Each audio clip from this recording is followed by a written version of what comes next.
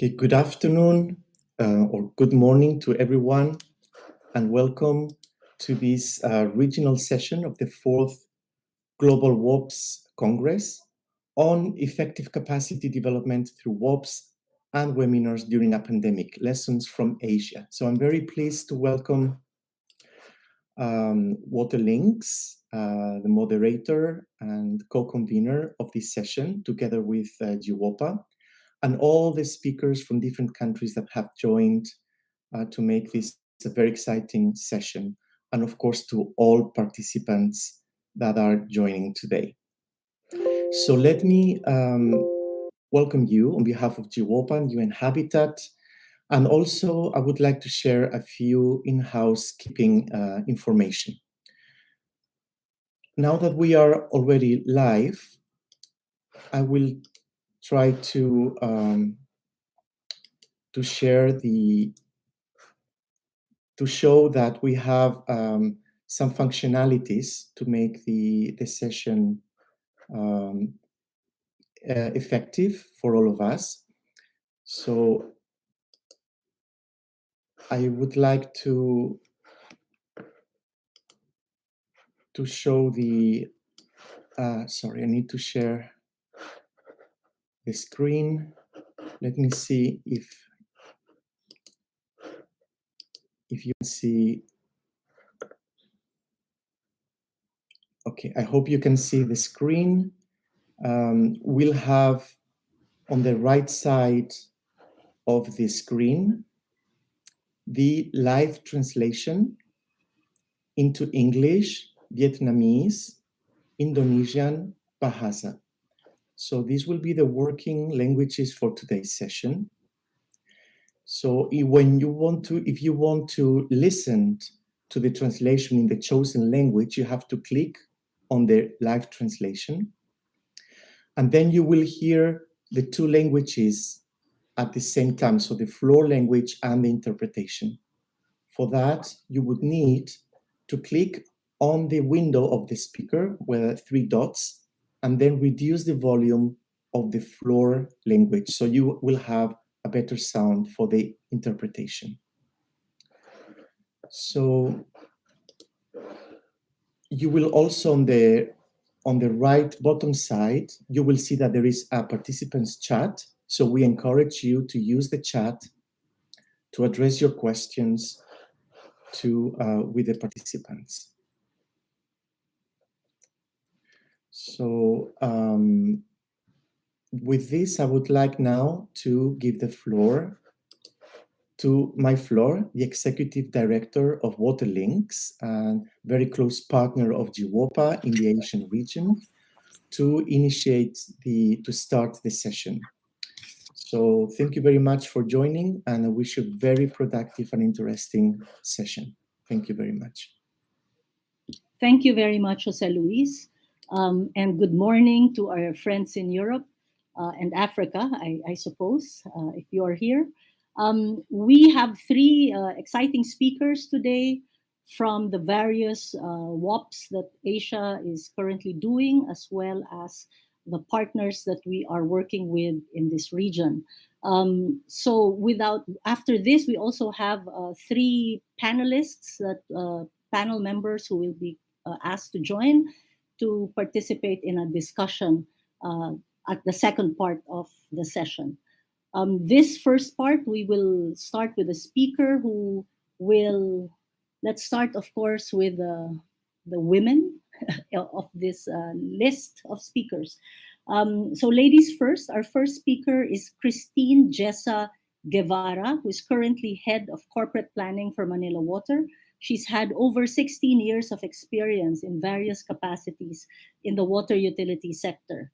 She has a master's degree in business administration, as well as a bachelor's degree in environmental science, both from one of the country's most prestigious universities, the Ateneo de Manila University. Without further ado, may I call on Cree to please make your presentation. Jose Luis, at this point, may I request you to share the presentation from your side.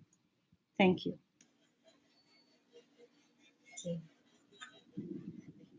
Good day, everyone. I'm Pri Guevara, and I'll be presenting the mentoring experience from Manila Water, for Manila Water. Okay, next slide, please, Jose Luis. So for my presentation, I will start with a brief background of Manila Water and then the key strategies adopted during the pandemic, highlighting as well the different challenges that we face during the mentoring sessions amidst the pandemic. And then finally, I will end the presentation with lessons learned and some of the best practices that we implemented for us to achieve so much in this mentoring experience. Next slide, please. So Manila Water has grown since it was created. It was created last 1997, 24 years ago. We started as a company that would address the water crisis in Metro Manila via the PPP program of the government in 1997. We started with the Manila East Zone concession as the exclusive provider of water and wastewater services to about, we started with 3 million customers. We have grown it since to more than 7 million customers. And then, sometime in 2009, we started expanding outside Metro Manila and we closed projects in the different islands of the Philippines. So now, to date, we have over 18 business units in the Philippines. We've also ventured into the international space and we are present in 4 countries: Indonesia, Thailand, Vietnam, and recently in Saudi Arabia. And then, aside from providing water and wastewater services, we have also started with our business venture in innovative solutions via our Manila Water Total Solutions business unit, which offers different products and services. So, all of these accomplishments, the portfolio of Manila Water is built on 4 main capabilities of the company. First is our capability to build big system projects.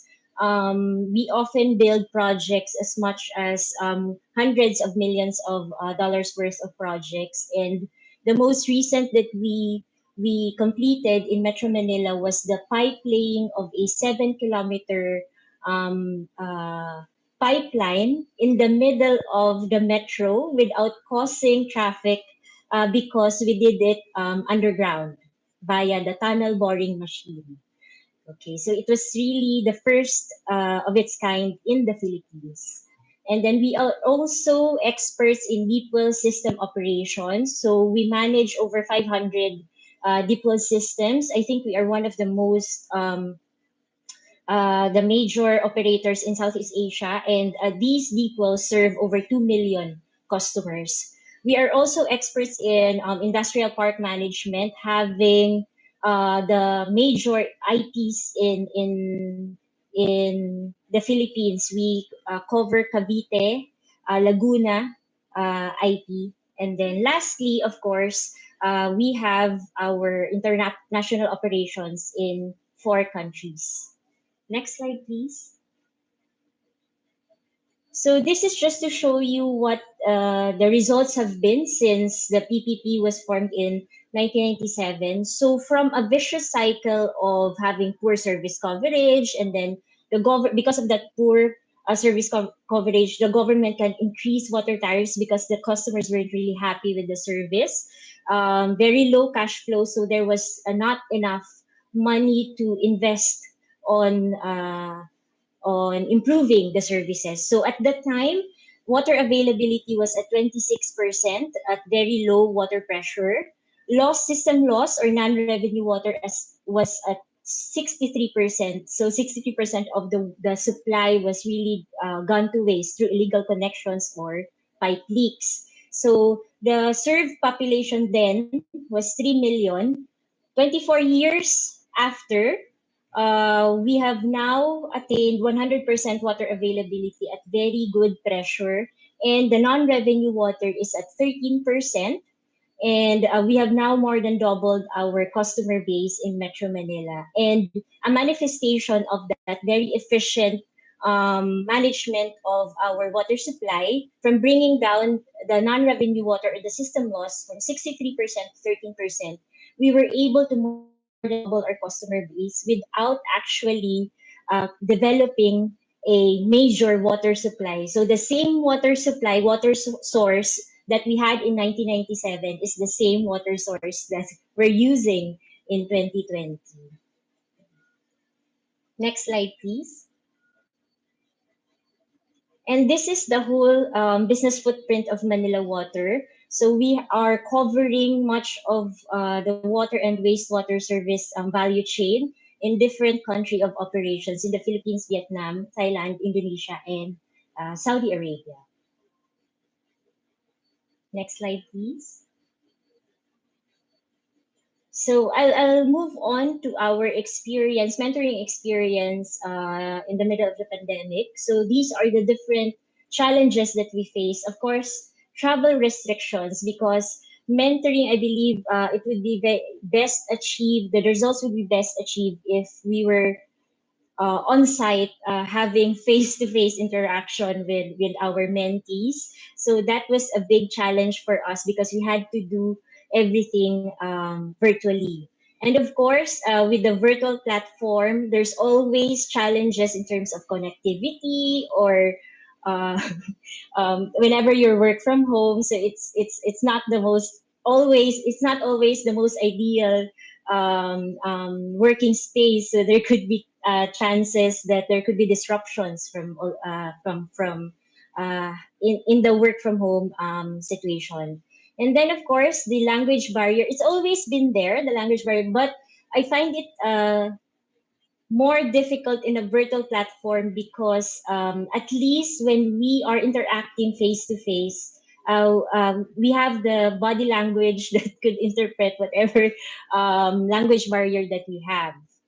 And so, and then lastly, because the mentors, both the mentors and the mentees are also adjusting to the new normal, there's a compounded adjustment impact to both the mentees and the mentors. Next slide, please. So these are the key strategies that we adopted during the pandemic. There are five, so that we maximize our learning platform and achieve as much as we can despite the challenges. So of course, we form dedicated teams for each working area. So there's a dedicated mentor for each working area. And we also revisited activities and agreed on steps and action plans for the remainder of the year because we had to repivot all of our activities and our action plans. And then we maximized and adopted our online and virtual meetings to keep the communication open. And basically, that's it. We had to transform our learning methodology into a virtual one. So for the next slides, I will be discussing some of the key accomplishments per working area. So for the customer service area, for Manila Water, our mentoring strategy is really to build on the concept first and then have a deep dive in terms of ideally we want to have the mentees experience, have a hands-on experience on the topic at hand, and then we can apply. We ask them to apply to their own respective working areas, and then we check the results via quantitative results. So for the customer service, they were given an overview of how we do it in Manila Water, and then the WACO was able to visit our contact center office to see how things were going, how the operations, the actual operations were, and then there was a series of consultations and discussions on how the WACO could apply the same thing to their operations, their own operations, and then once they got the results, they also consulted and discussed the results with the Manila Water mentor. Next slide, please. Then for NRW management, there was an establishment first on the actual data of the mentee, and it was established in two pilot DNAs that the NRW was at 43% and at almost 30%. So Sorry, from Cree, that, please wrap up. okay, sorry.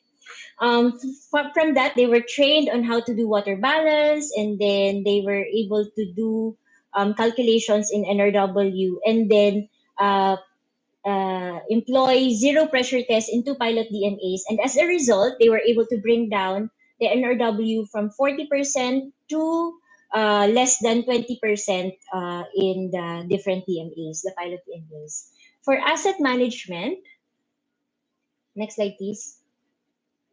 So this was mostly purely discussion because we had to reassess on how it could be implemented in the team of the WACO. So for now, it was mostly just learning sessions on how Manila Water does its asset management. And then lastly, for HR working area, next slide please.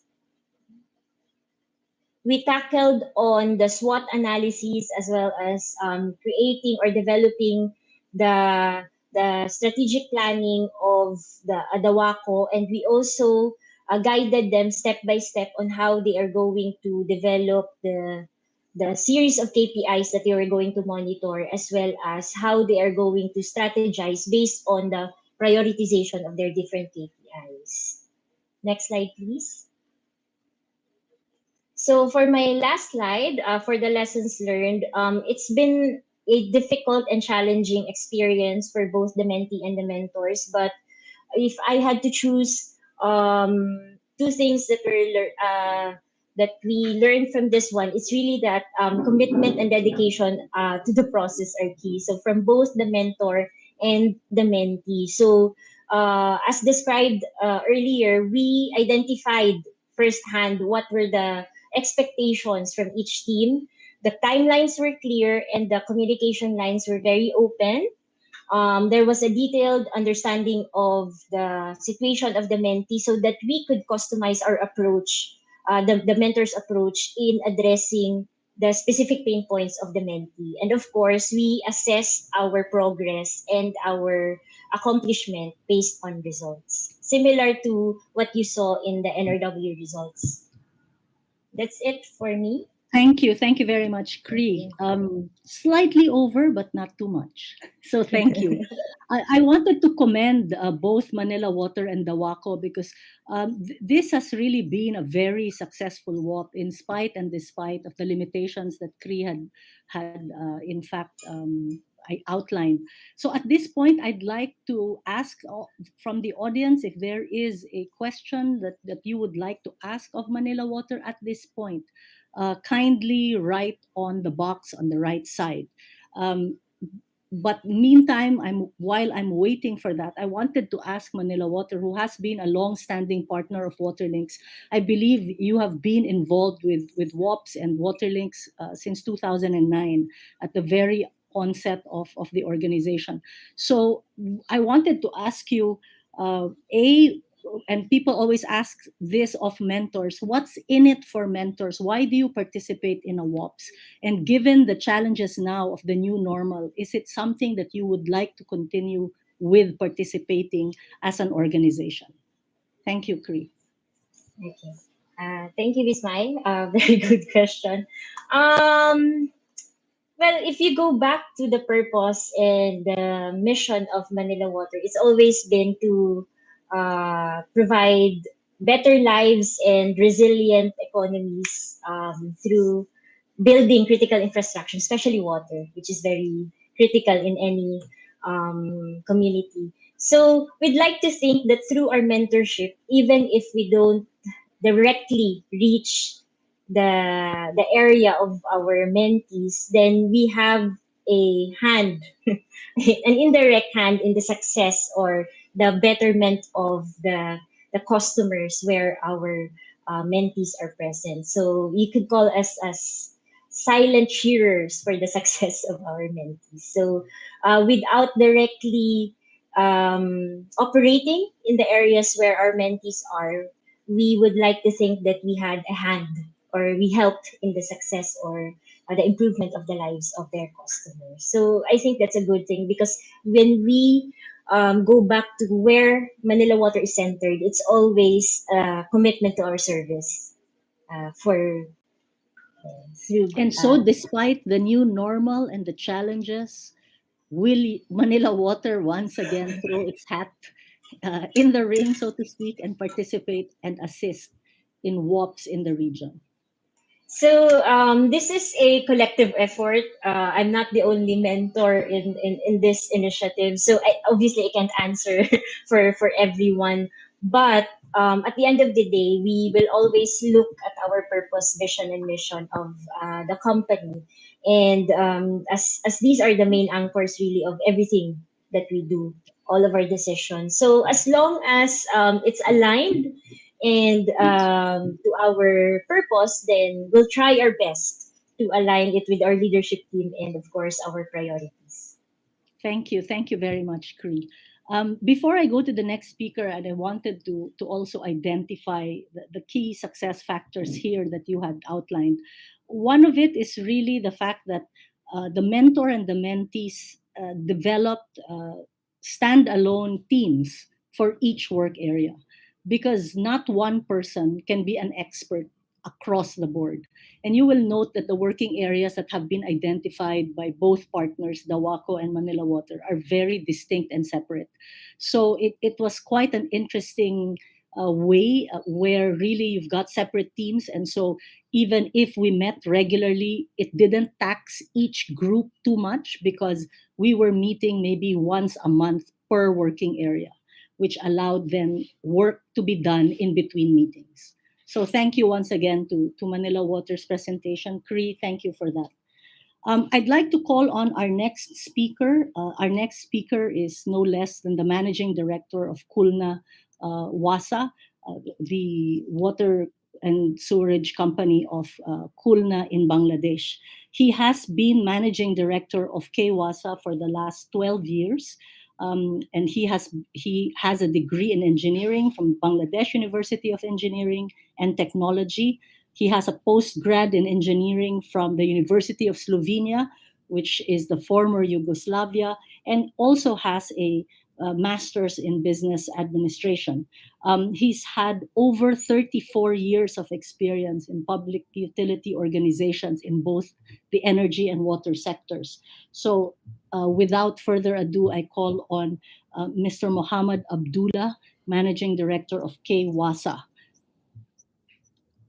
Thank you very much. To make your presentation. Thank you, sir. Good morning and good afternoon to all of you. So I am going to present on effective capacity development through WOPs and webinars during the COVID-19 pandemic. So my first slide, I show the partnerships involved under this WOP.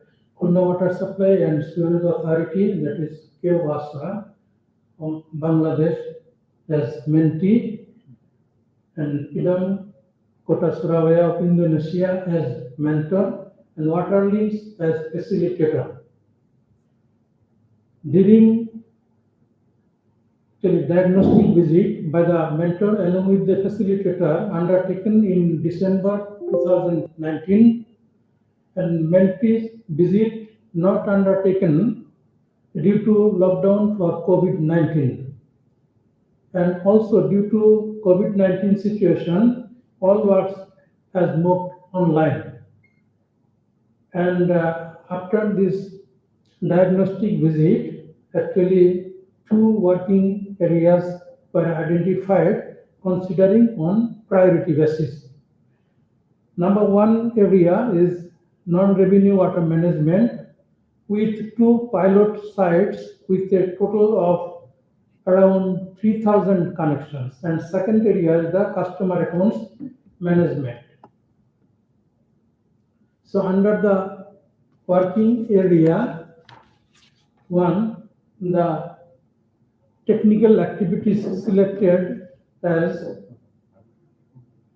2 areas as pilot sites, Tutpara and Bastohara, for all required activities. The principal objective is to reduce non-revenue water in the pilot sites, thus to increase revenue and improve water quality and deliver better service to customers. Here, regarding the better customer service, it was prominent to work for ensuring not to contaminate due to pipe leakage under these DM areas, and also the water supply was done as per requirement of pressure and flow of the demand of customers. So main activities under this working area: confirmation of DMA boundaries, fully established one DMA in each pilot site, and fully established one DMA in each pilot site, and conduct zero pressure test and perform active leakage control, that is customer survey for 2 DMA areas, and also leak detection for DMA pipe network, and monitoring of NRW levels periodically, and then development of standard operating procedures for DMA management. There is a working area 2, the financial activities undertaken, the customer accounts management. The principal objective is to shift from manual meter reading to the use of meter reading apps to increase the accuracy as well as efficiency, and also update and clean up current customer database to improve collection efficiency of customer billing. Main activities undertaken in this working area: use of smart meter reading apps for customer meter reading collection, updating list database of KYC customers in pilot DMS, and cleanup of inactive customer accounts and development of aging of account system, procurement of smart meter reading apps along with smartphones, and also procurement of software for online posting of customers' bills payment.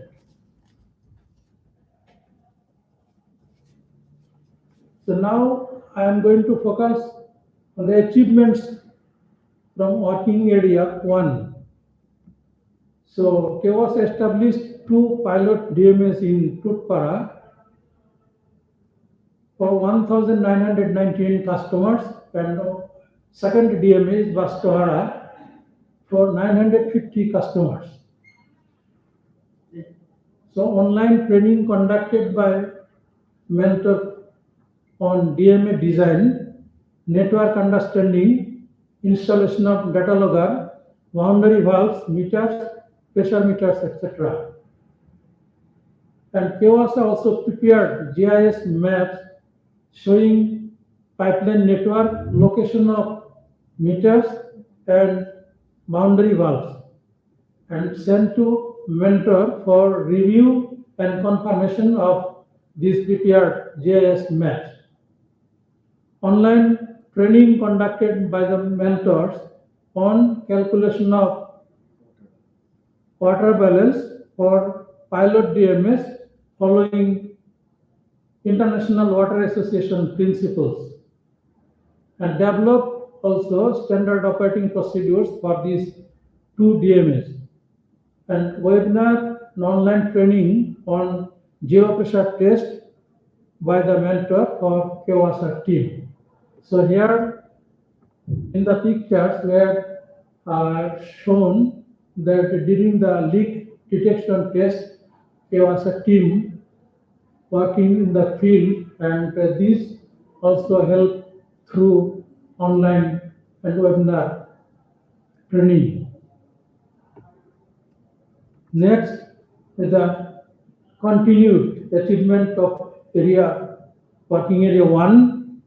Here, the formation of Kewasha non-revenue water team consisting of 19 members and surveyed all customers and meters in pilot DMA areas to ensure proper meter reading.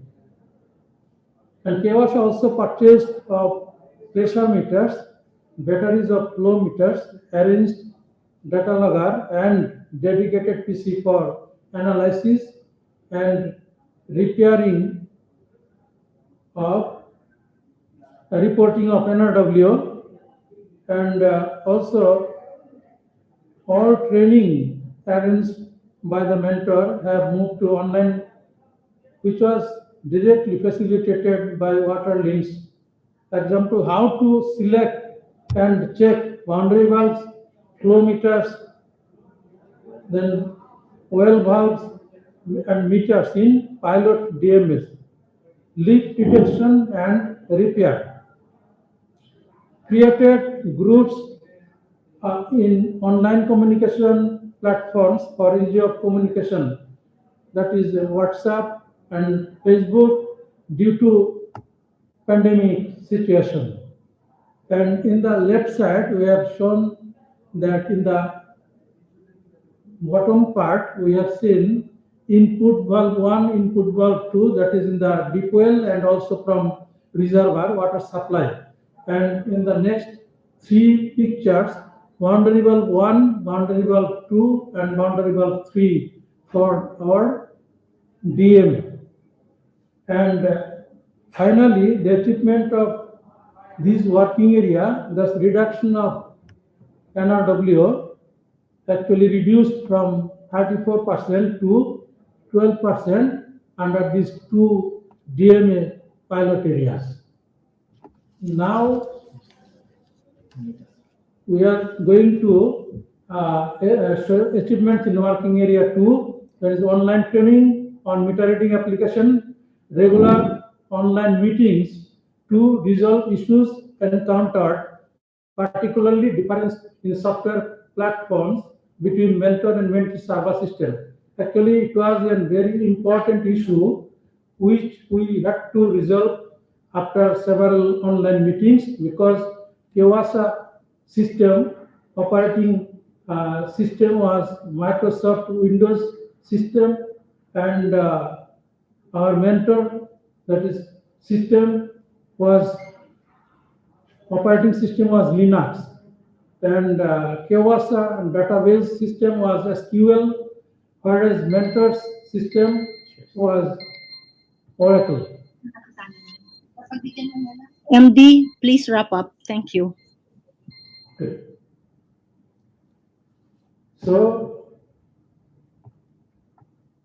now I'm going to show the procurement of smart meter reading apps and smart meter phones, online posting of customer bills, software with funding support from OFID grant, and currently applying smart meter reading apps for 4,500 customers in the month of September 2021, and online training of preparation financial reports, bill collection, analysis of customer payment patterns, and Kewasha also prepared reports identifying the current month's payment and payments against the outstanding months.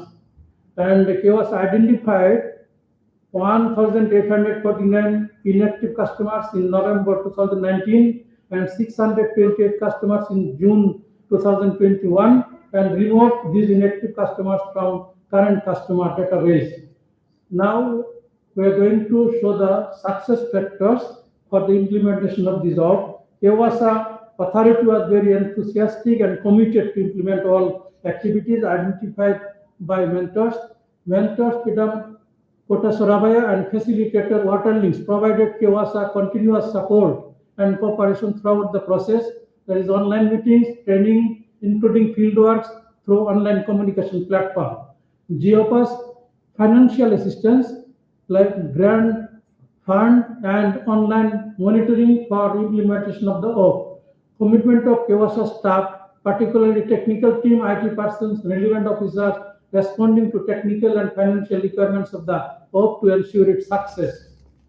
Lastly, I am going to show the challenges encountered and lessons learned during the implementation of OP. Lack of technical capacity in KEWASA on DME management, leak repair, and meter installation resulting in high NRW, improper meter reading and ICT application on meter reading, insufficient information on inactive customers' accounts. Due to COVID restrictions, online training and meeting due to pandemic COVID-19, field works, that is zero pressure test using online communication platforms, using WhatsApp and Facebook group. Customer survey conducted by KEWASA team by wearing mask and gloves, keeping social distance, and using hand sanitizer. Finally, it became possible to conduct a successful zero pressure test, use meter reading apps, online posting of customer bills, even just with online guidance from mentors, and regular follow-up by the Waterlings to ensure mentors and mentees submit work on time. Thank you very much. Thank you, MD. Again, I would like to ask our friends in the audience if there are any burning questions. But if none, I have a question for you, sir. Do you think, MD, that the pandemic restrictions hampered the partnership in trying to achieve the targets that were identified during the diagnostic when life was normal? And I ask this specifically of Kwasa because unlike the rest, you are the only ones who were not able to visit your mentor site. So as Cree was earlier saying, there's a process. You go to the mentors go to you to do a diagnostic, but it would be helpful if you could come to the mentor's site to see how it is being done. In your case, you were not able to do this. So do you think this hampered your ability to meet the targets? MD. Thank you very much. Actually, although due to COVID restrictions, we had to actually uh, undertake these online trainings, even fieldworks online. But due to the sincere effort from mentor as well as from facilitator, our KEWASA team members were also very active to learn the issues, that is the activities we have selected under these two areas, particularly NRW management, also customer support management. But one thing we feel that if the mentor could have visited physically, probably we could have learned a bit more than we have learned through online facilities. And lastly, I would like to mention that the mentee team could not visit the mentor utility. So if it could be made possible, I think the KEWASA team will get that opportunity to learn more by seeing what is actually the improvement situations going on in the mentors utility. So this is my comments. Thank you very much. Thank you, MD. And that's really most unfortunate. What is unfortunate is you were not able to visit, but what is fantastic is that despite that, both you and Pidam Kota Surabaya have been able to really achieve a lot in both the working areas that you have identified. So I am hopeful that before the year ends, that you will be able to visit your mentors in Indonesia, hopefully when travel is a little eased in the region. So thank you very much, MD. I also would Thank like you. to I also would like to state that you are about the most active managing director that we have come across. Managing Director Abdullah has truly been involved every step of the way. All the meetings involved him and all the activities involved him. So thank you very much, sir, for that, for your commitment to the Thank you. process. Okay, so I would like to call now another partner of Waterlinks in the person of Xylem. And Xylem is neither a mentor nor a mentee. They are, in fact, a company that specializes in water technology solutions. We have with us today the Vice President and Managing Director for Southeast Asia, who is responsible for driving business across Xylem's wide portfolio of water technology solutions, including a new portfolio of decision intelligence tools. Um, his name is Ko Chong Hin, and Mr. Ko has earned a master's of engineering in aeronautics and astronautics from no less than the Massachusetts Institute of Technology. And he has lived and worked in Germany and the United Kingdom. Chong Hin, if you are around, please share your presentation and turn on your video as well. Chong Hin? Yes, hello, good afternoon and good morning. I hope you can hear me well. Yes, now we can hear you. Chong Hin, before you start, I didn't realize you're from MIT. My God. Oh. Okay, please. Chong Hin, go ahead. Okay. I just had to say that. Thank you. So thank you, Mai, for the kind introduction, and thank you for this opportunity. So my name is Chong Hin, and what I'll do today is to share with you our partnership with Waterlings in the form of webinars that we have organized, and also to share with you beforehand a bit about Xylem so that you can see the context of this partnership. So let me just frame the presentation first with an overview of the key water challenges that all of us are facing and where we resolve to find solutions for. The first challenge is really on scarcity. Scarcity means not being able to get water, clean water, to the population, either due to lack of infrastructure or due to disruption of supply. It could be due to climate change, flooding, and so on. So many people cannot get access to clean water today.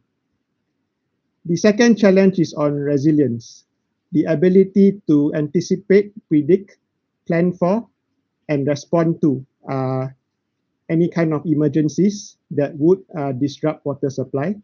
And again, this could be any manner of natural disasters, earthquakes, floods, typhoons, heavy rains, or water contamination.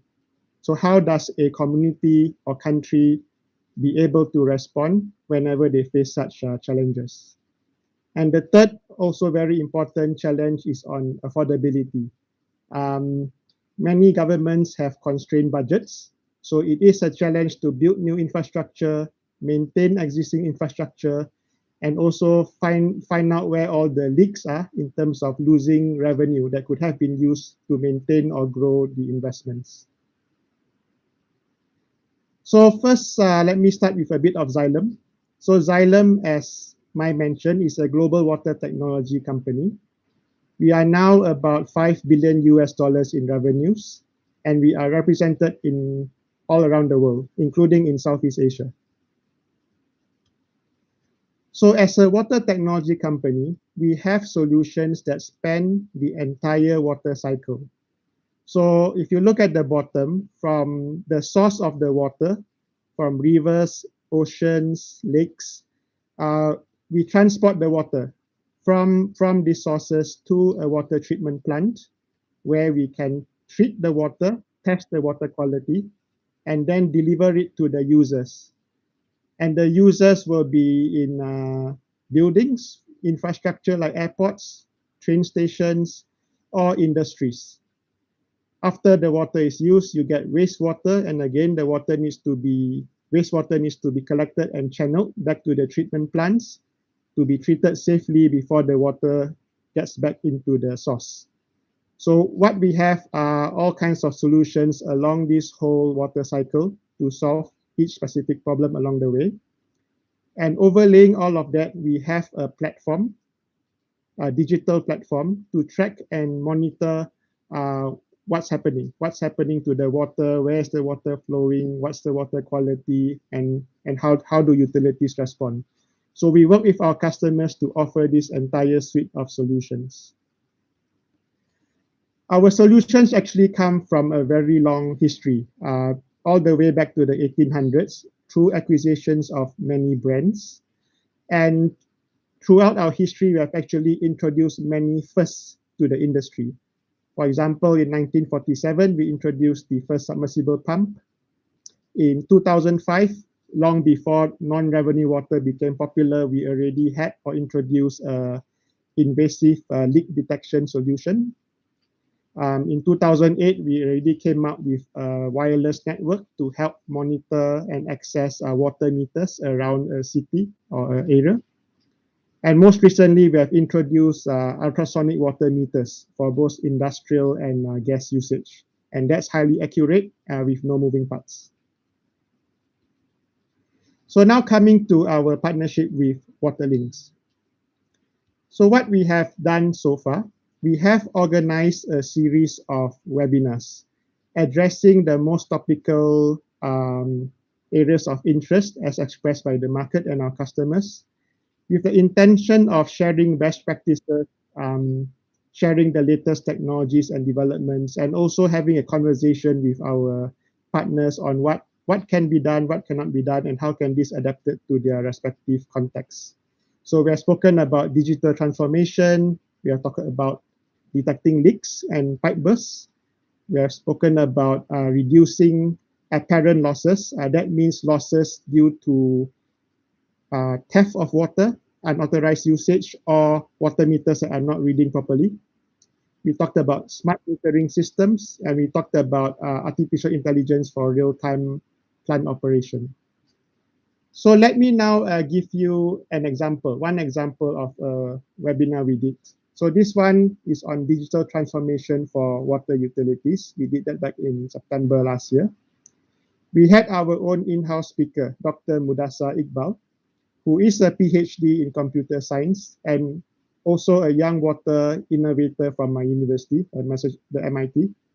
And he spoke about the latest solutions that we have to monitor leaks in real time and remotely, and how different water utilities are making use of this technology to solve their water problems in Australia, New Zealand, Singapore, and the Middle East. When we track the participants, so for this specific webinar, we had 118 participants, mostly from Southeast Asia, but also some from around the world. And if you look on the right in terms of the split of where they come from, a big majority are public and public water operators, quite a number also from non-governmental organizations. And we also had participations from government, from academia, and from the private sector. So when we did a survey or poll at the end of the webinar to ask how did they feel about the material and about digital technology, we got very positive responses, meaning that the audience felt comfortable working with digital transformation, which was the topic of that webinar. So why did these kind of webinars work? Well, most importantly, we had a network and access to public operators through Waterlings. So we were able to attract a relevant pool of audience into the webinar. Second, we were able to put together the right information in terms of what's topical, what's on the mind of our partners, bring in the right speakers and the right audience, and also present it at the right time, meaning when it's most relevant to the specific audience. We were able to attract a pool of passionate speakers and experts to present during these webinars. And we also were able to collect data in terms of what are the real problems facing the audience in our respective markets so that we could tailor our messages accordingly. information that we have or we presented were actionable, meaning people can actually do something about it. We provided case studies, and we also publicized all this in social media. In terms of learning points and challenges, I think it's really about how to keep audiences engaged, because they are all experts, they are busy people, so we have to tailor the messages in an interesting way and a relevant way for them to be able to take away some key messages. So I will end my presentation here with a slogan that Xylem likes to use. We call it an opportunity of a lifetime. Let me explain.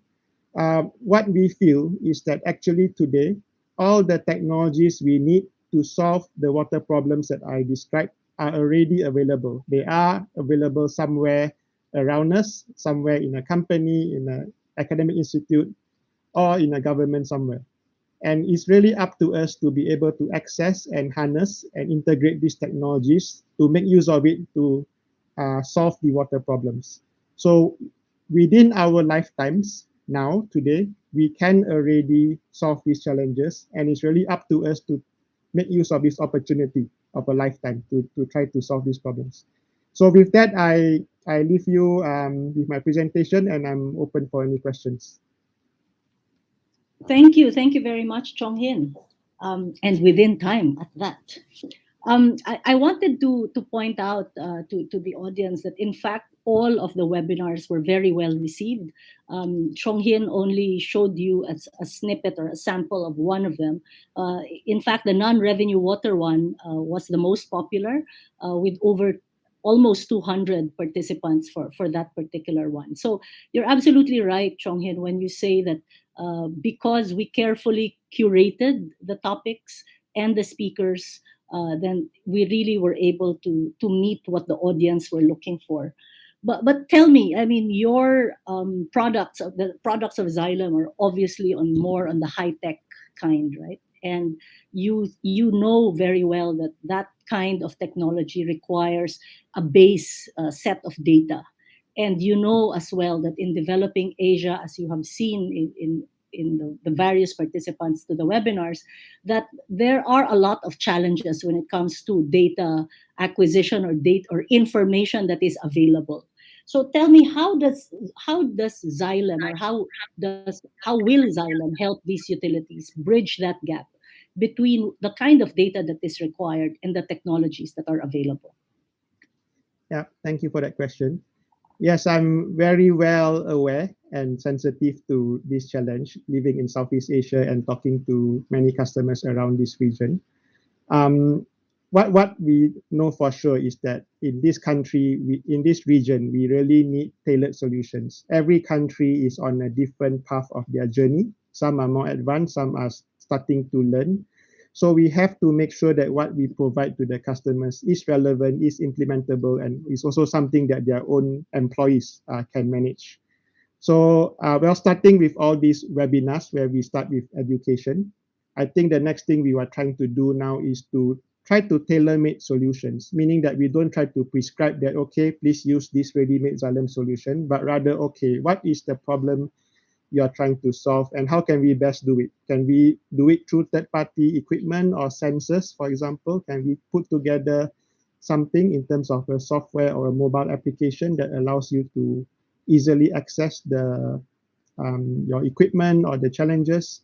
And also for our own people on the ground, can we also make ourselves more accessible to our customers in terms of our service network response time, so that whenever a customer faces a problem, they know who to talk to and who to call. So it is a journey. We are trying our very best to customize and tailor what we have to the specific requirements of each country and each customer.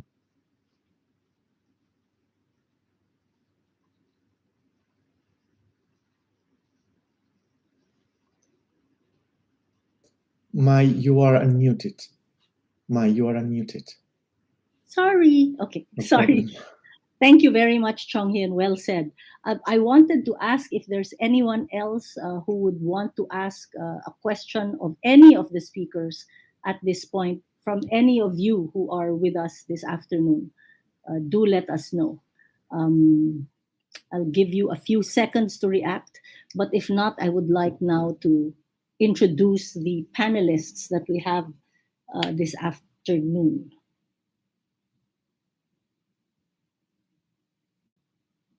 Okay, that's enough time, I think. Jose Luis, may I proceed to the panel? Yes, please go ahead, Mai. Thank you. Thank you. So we have 3 panelists this afternoon. I will introduce them briefly. The first one is Ari Bimo Sakti, who is the IT manager for Pidam Surya Sembada Kota Surabaya. They are the mentors of K. Wasa of Bangladesh, whom you've heard earlier. Bimo has worked with the Pidam since 2009, and really his expertise would be on project management, IT governance, IT security, business analysis, as well as public relations and corporate social responsibility. The second representative panelist we have is someone from Dawako, or the Danang Water Company, the water supplier of the city of Da Nang in Vietnam. She is Leti Hong Van, or otherwise just Miss Van for short. She's currently the Deputy Manager of Communication and Shareholder Relations Department. She has worked with Dawako for 26 years. I didn't realize this, Miss Van. She has a commerce degree from Hanoi University and has majored in finance and accounting. And finally, but not the least, we also have with us from Suez, India, is Dr. Sandeep Mahajan, who is the solution expert and heading digital geospatial and water resources. He is the water resources management expert of Suez, India. He has had over 19 years of experience in this field, and presently working as the head of GIS and Digital Solutions Division of Suez, India since 2013. He has an master's in remote sensing, a master's in geography, and a PhD in water resources management. So my question to all of you my question first to Bimo and to Van, because you are as a mentor and mentee respectively. You see that WOPs has now evolved given the new normal. My question to you is, how do you see this WOP evolving given the pandemic, and do you see it changing for good like this, or is there hope to go back to what we used to be? Let me ask Ms. Van first. Ms. Van?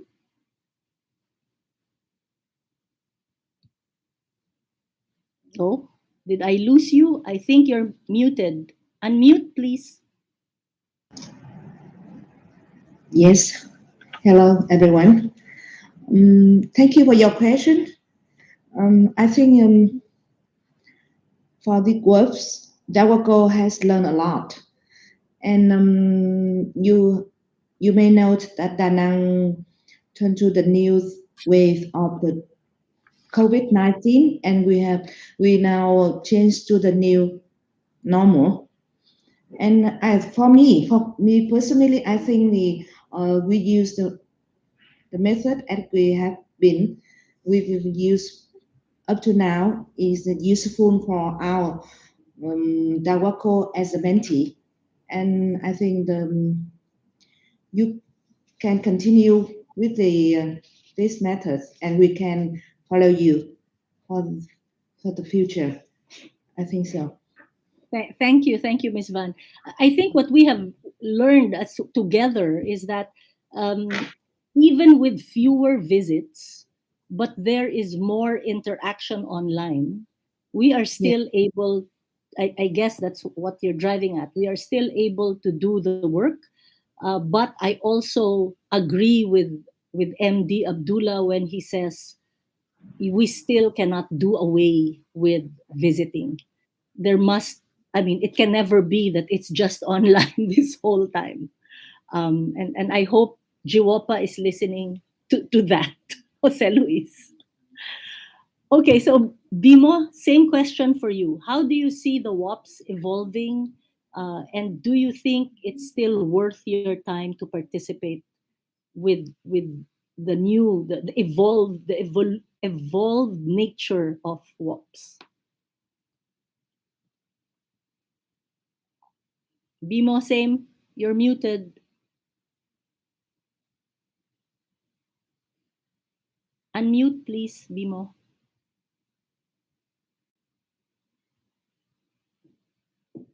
Bimo, you're muted. Bimo, please unmute. Oh, technical difficulty. Bimo, we can't hear you.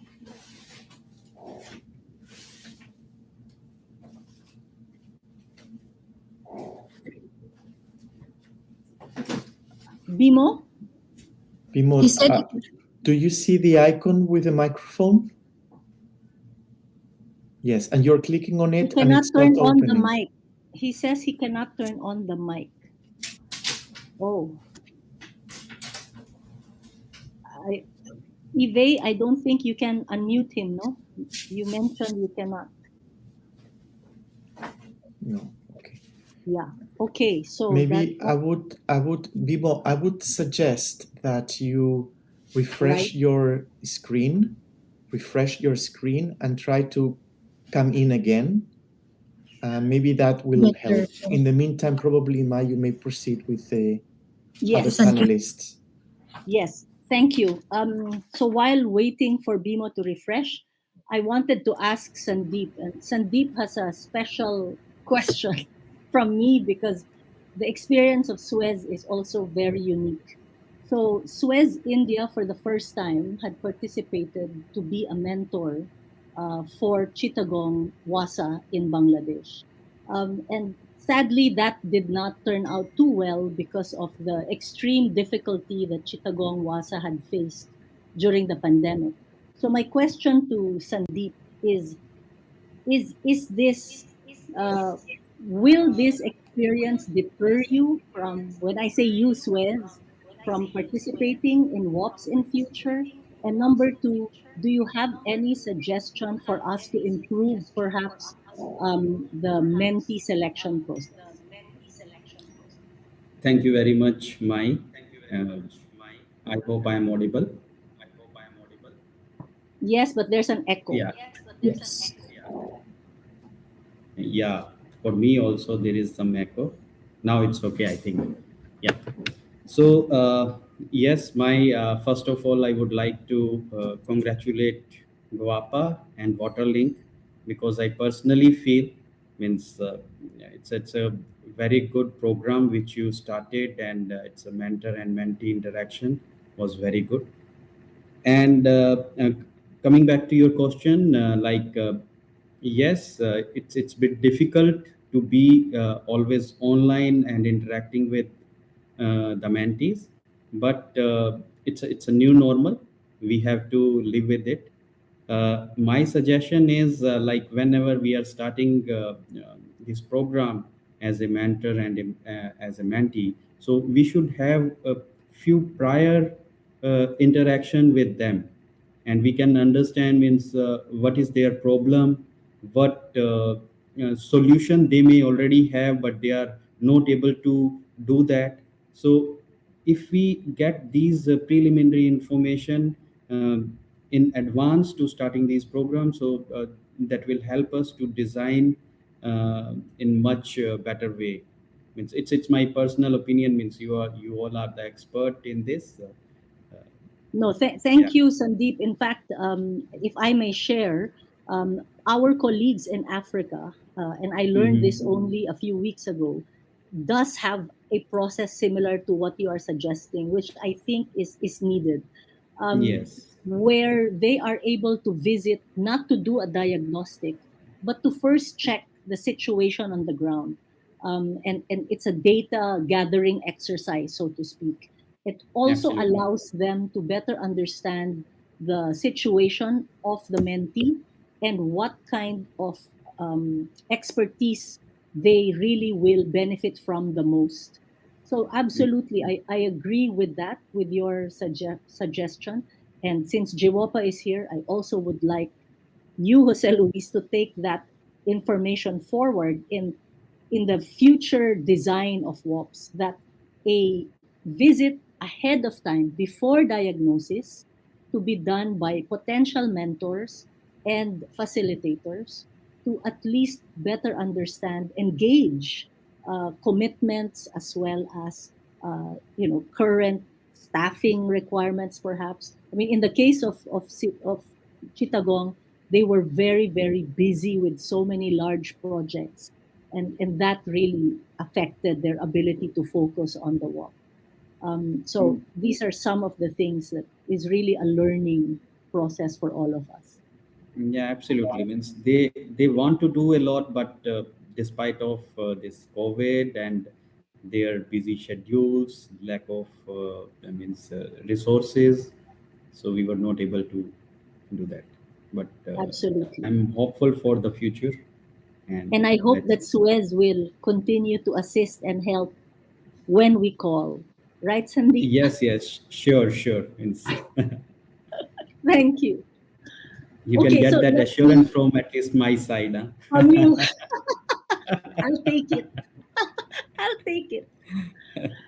Okay, so Bimo, at Thank this you. point, thank you very much, Sandeep. Bimo, can we hear from you on the question Yes. of the new normal? Yeah. Uh, Thank you for all. Good afternoon. I think the important thing for the successful of this mentor and mentee, I think the most important is the passion and spirit from mentor and mentee to handle the challenge of the COVID, so we can go on site and we cannot the mentee cannot come to the mentor, but with the good coordination and the support from the top management, it already happened. And I would like to say thank you for Mr. Abdullah. This support is very good. uh, all the things that we usually go on site to check up the DMA, to check up the non-revenue water. We Now we can do it using WhatsApp group on any communication device, and we have a small group that we can do the video call to do the check up on the site. Uh, I think the very important thing is good coordination and the passion and spirit between mentor and mentee. That's right, Thank you. May. Thank you, Bimo. I wanted to also at this point, if Cree is still around, I wanted to point out that there were two working areas that are new to us even in WOPs. And these are asset management and human resources development. Because traditionally, we only tackle the technical things like non-revenue water and the usual, or sanitation, um, intermittent supply, things like these, which are highly technical. But the I would call the soft side of the business, which are also very important, human resources development and asset management, were really, really new. And Miss Van is here. I'm saying it's new even to the WACO, right? So, Creed, do you think that these two had a little bit more difficulty because they're new, and the mentee is not too familiar with it, and then we get into this new normal, which is an added layer of difficulty. What is your thoughts on these specific two topics? Okay. Thanks, Ismail. I'll start with the HR component, but specifically HR in terms of, we called it HR, but the components would be strategy formation as well as KPI formation. So that was it wasn't as difficult because we were aligned in terms of when we were describing the process, the mentee was able to relate to it. It just had a different terminology. So that wasn't as very difficult because we were able to find the common themes between the and the mentee, and we just had different terms for it, and we had to really um, uh, guide the mentee on the step-by-step process until we were able to come up with a workable output. So, in terms of target setting, KPIs, and we even did the SWOT analysis. We had to go back and check on the strengths and weaknesses, opportunities, and threats of the company. And then, but for asset management, that was a bit difficult because um, we had concepts that we could share, but the mentee wasn't organized in a similar manner that was ready to accept the concept. So during my presentation, I outlined that for management, we were able to do learning on the concept, but we will wait for the mentee if they're going to adjust or they're going to form a different team that will handle asset management. So there. So Thank you. there's Thank both. you. Yes.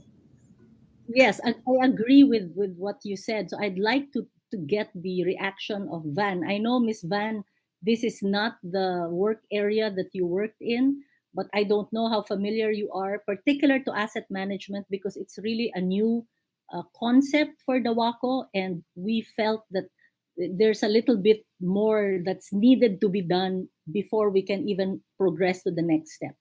So what do you think? Um, no, you're muted. Please unmute. Yes. Sorry. That's not my aspect. But as far as I know, you know, Mr. Tong, who the guy who is responsible for asset management working area, he has been um, positioned to another. Another Um, area he's Another not one? Mr. Tong. has moved. Yes, moved to another. He has moved to the waters enterprise. So he's not in the water productions enterprise. He's in the water supplies enterprise. So it's Right. very difficult for the asset management team to complete their activity. And as Curie said, the assets management is quite new for us. So it we may take a long time for us um, to look through the concept from the Manila water. And I think that the asset management team may working on that at the moment, and Thank they will give you the answer soon. I think so. thank you, Miss Van. And that's also the difficulty, you know. People get moved because it's been quite some time. It's already been 2 years, and Yes. also in asset management, you need the whole gamut of members, not just the team itself, but the finance department, the planning department, and all the other departments, which is something new for frankly for utilities and even for Waterlings. To be very honest, it was the first deep dive that we did with the working area on asset management, and we've learned a lot. I must say, Manila Water was an excellent mentor in this respect. But you're right; it would need more support, and it would have been better if there were more visits in this respect. So yes, thank you for that. Any of you speakers also have any questions to each other? Please feel free if you do have questions to. So I'm not the only one asking the questions.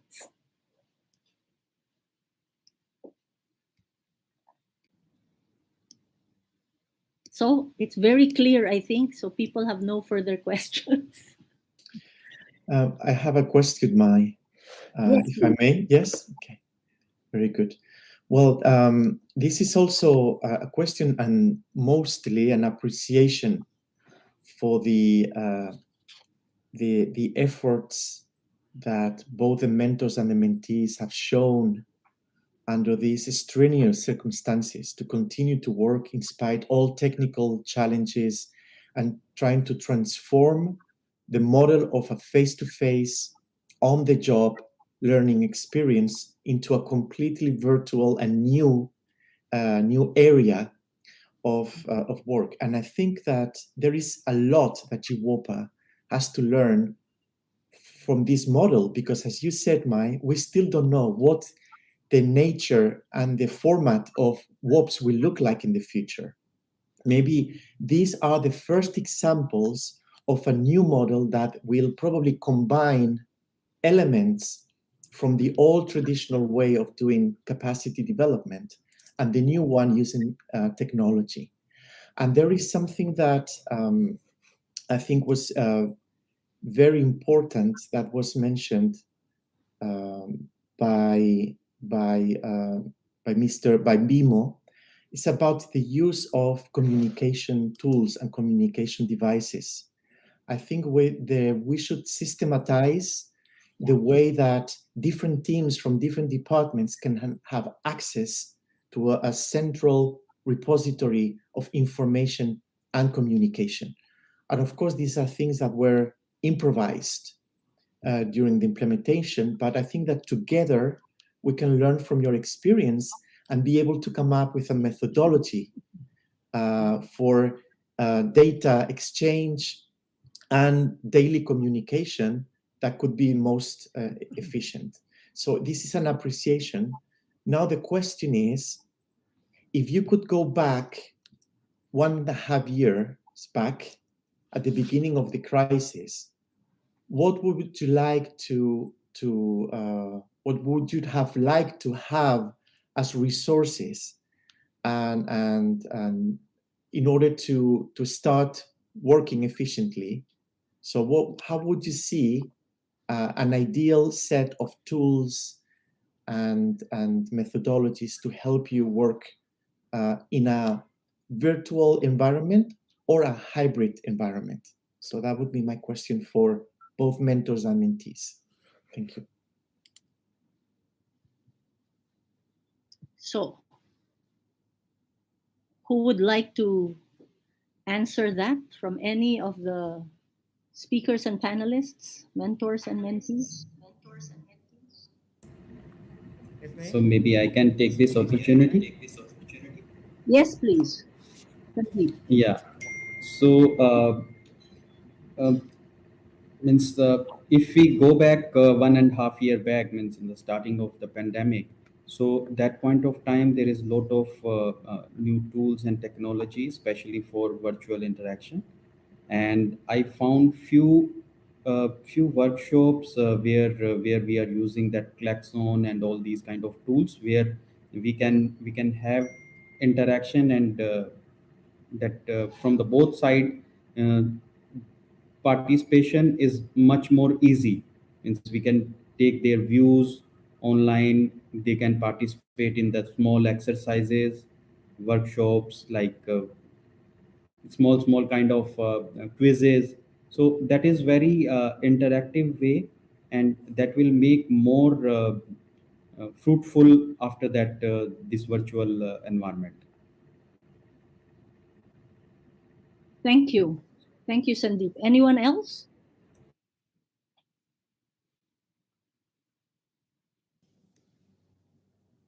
Well, one of Am the I? things, yes, please, Bimo. Yeah.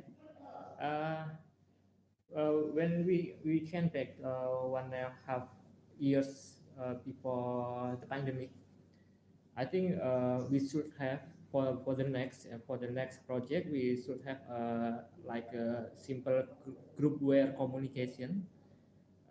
Might be like a simple uh, communication pool. So all of document, all of conversation, and all of maybe video call, or and all of things that we have to do the project, we pull in the one group where communication. Thank you. I think we tried to do this before, Jose Luis. GWOPA had a platform to do this, but somehow it wasn't so well understood and not well used. It's called, I forget now. Yoli, what was it called? It's Not called the the market, workplace. workplace. Not the marketplace, but the No, no, workplace. no. It's the workplace. But for your information, very, very few of both the mentor and the mentees visit the workplace. So at the end of the day, I have to resort to, sending all the emails instead of Yeah, communicating yeah, into workplace. the workplace. So maybe in response to Bimo and to Sandeep's suggestion, if we could find a common platform that is already being used, I mean, no need to reinvent the wheel. The reason Workplace was not popular is because it was yet another layer to understand. But if we use the common platforms like Zoom and WhatsApp and the basic ones that we are all familiar with, then let's not try to redevelop the whole thing and make use of tools that are already being used commonly. Okay. Um, Anybody else on that question? Okay. For me, I'd like to ask Chong Hin a question in respect of the future of webinars. Do you Yeah. think that are people now tired of webinars? Do people now want to really go somewhere and learn? What do you see from where you're sitting? Um, I think it's both. On one hand, all of us now are so comfortable working online using Zoom or other platforms that it's actually quite convenient now to schedule in a webinar in between meetings. So I could have meetings all day and maybe 1 hour I allocate to sign into a webinar and learn something. Whereas in the past, I would have to allocate the whole day, travel somewhere physical, and then sit down and just listen through everything, right? So webinars allows me, I guess, more information and education or engagement on demand. But what we miss is really the face-to-face interactions, the networking, and all the good stuff that comes with just connecting on a human level. So I think it's good and bad. I am also sometimes getting quite tired, but I think it's necessary. But I definitely look forward to the day where we can all just meet somewhere and connect face to face. Couldn't have said it better. I agree. By the way, Sandeep, I'm trying to get to India and you won't let me because you are not open until November 15th. I'm very So we sorry shall for see. that. Huh? We shall see. Your ambassador says that you will open on November 15. And Chonghin, Singapore is also closed. They don't want me either. So can't visit that too. Yeah, And a few Bimo, more the months or same. weeks. The same with Indonesia and Vietnam. They don't want us. I think So I'm Indonesia still is really hoping that MD can visit you and we can visit you in Indonesia before the year ends. Right, Yeah. MD? Yeah. Thank you. Thank you. Thank you. Yes. Yeah. Okay. So Okay. with that, I think we have gotten enough information from all of you. Have we squeezed them out of all the info we wanted, Jose Luis?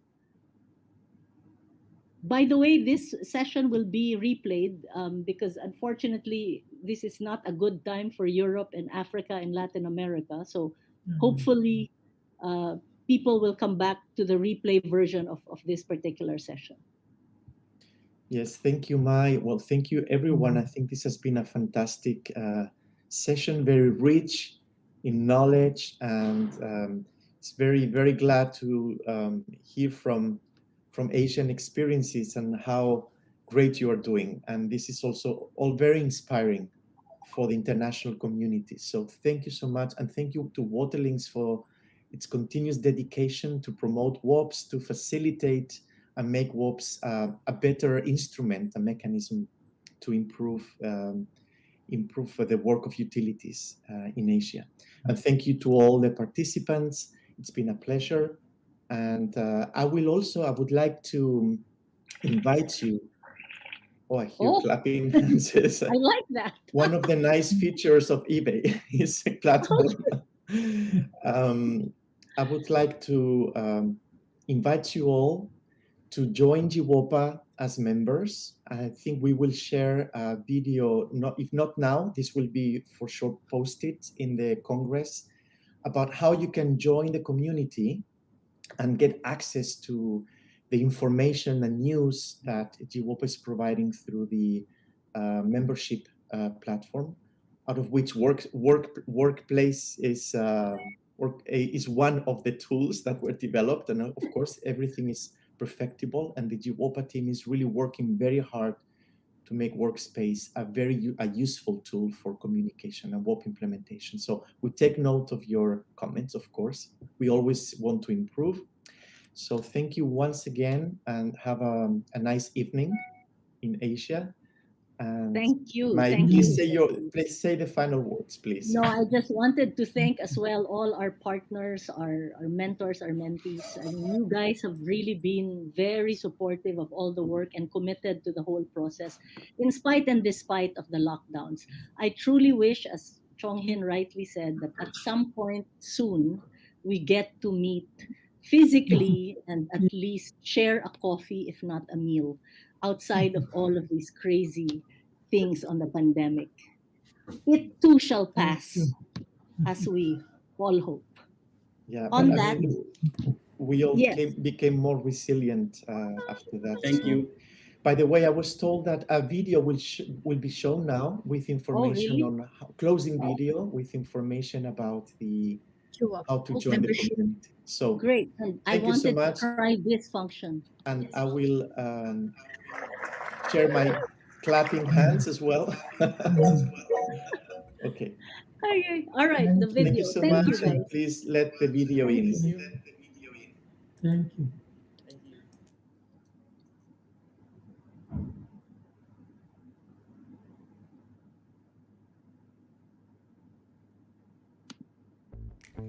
What? Already over?